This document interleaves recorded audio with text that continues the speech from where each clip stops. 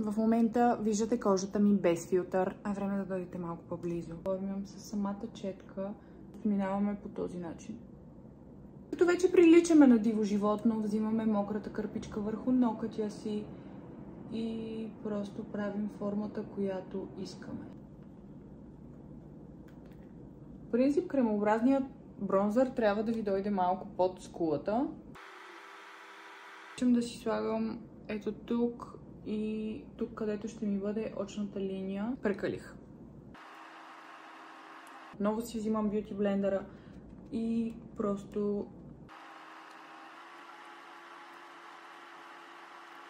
взимам си огледалото, гледам право към него, с отворено око правя една черта.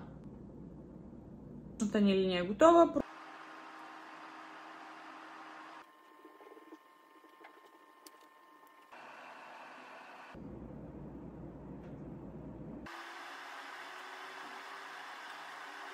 Слагам от матовото червило на Enel Beauty.